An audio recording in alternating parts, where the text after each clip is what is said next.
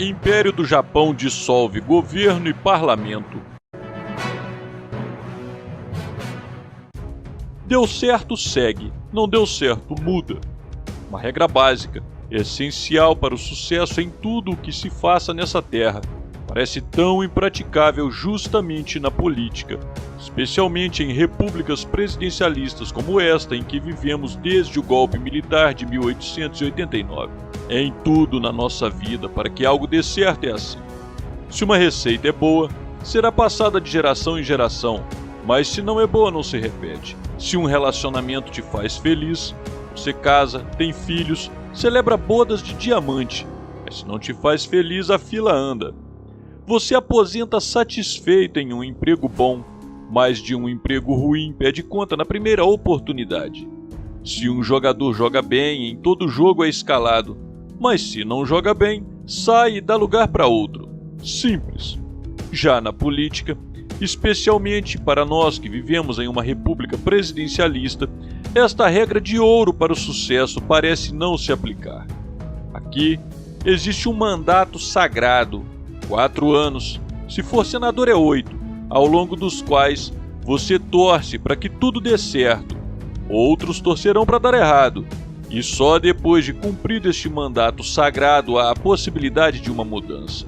Na República, o mandato é uma espécie de salvo-conduto para o mandatário fazer o que lhe convém, independente de que seja bom ou ruim para a nação, geralmente resultando em tantos danos à administração pública ou ao sistema legal que seus sucessores sempre reclamarão precisar de ainda mais tempo para desfazer os desacertos, na maioria das vezes farão outros. Antes disso é até possível, mas demanda milhões de pessoas nas ruas pedindo, uma reputação destruída pela mídia, aliados virando as costas, maioria favorável no Congresso, as bênçãos do Supremo e um processo que durará pelo menos 1 ano.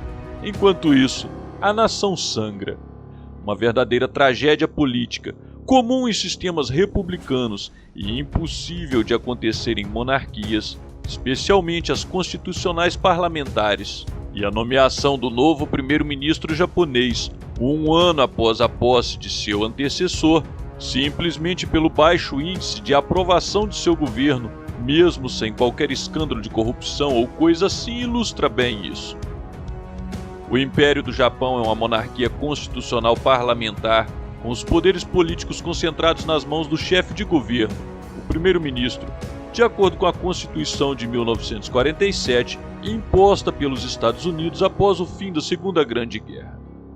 O imperador é o símbolo do Estado e da unidade do seu povo, segundo o artigo 1º desta Constituição, a quem compete, entre outras coisas, promulgar leis, convocar a dieta, como é chamado o Legislativo Nacional, dissolver o Parlamento, convocar eleições gerais e nomear o primeiro-ministro, sob o conselho e aprovação do gabinete, conforme o artigo 7º desta Constituição. Assim, na noite do último dia 4 de outubro, após ser formalmente eleito primeiro-ministro pela dieta, Fumio Kishida se dirigiu ao Palácio Imperial, onde foi formalmente investido pelo imperador Naruhito como o 100º premier japonês, apenas 1 ano após Yoshihide Suga suceder Shinzo Abe, que ficou 8 anos no poder.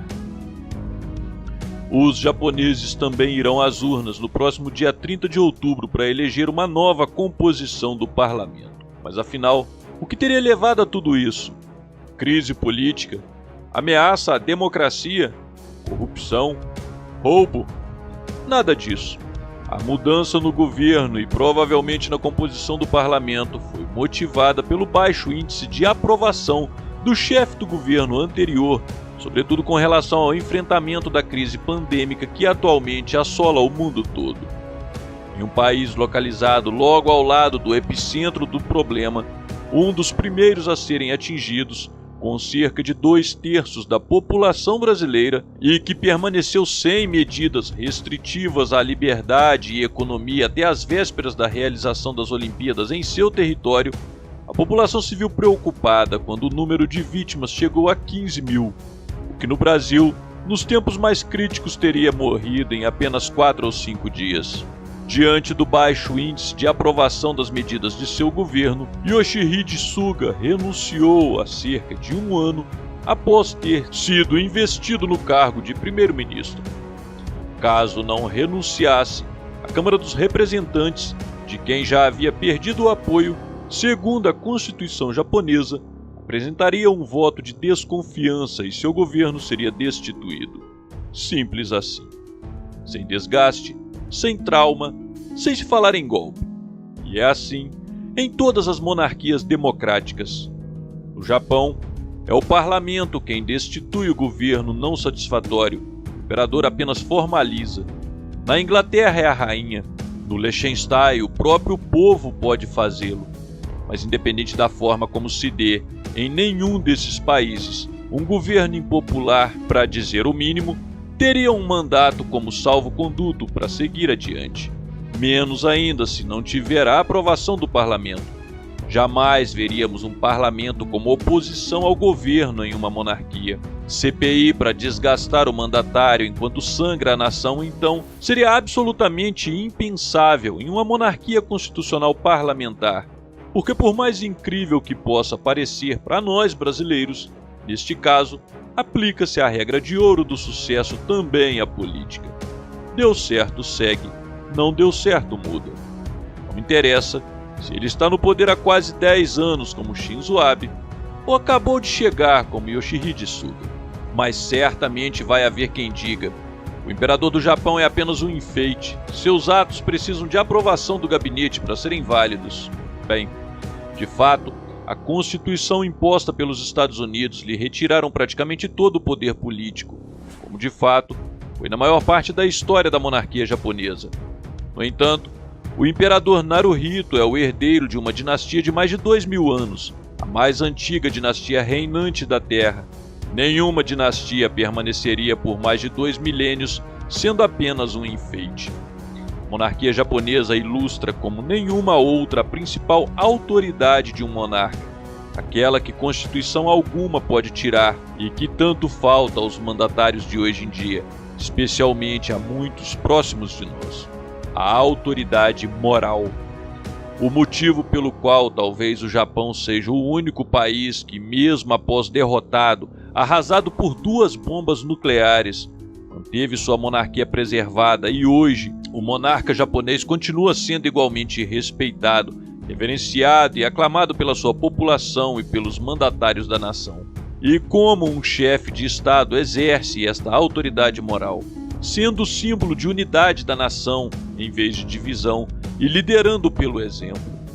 Logo que teve início a crise pandêmica, o imperador doou 100 milhões de ienes para instituições que ajudam no enfrentamento. Em um país onde o uso de dispositivos de proteção facial já é um hábito como demonstração de respeito ao próximo, a família imperial costurou com as próprias mãos milhares desses dispositivos para serem doados.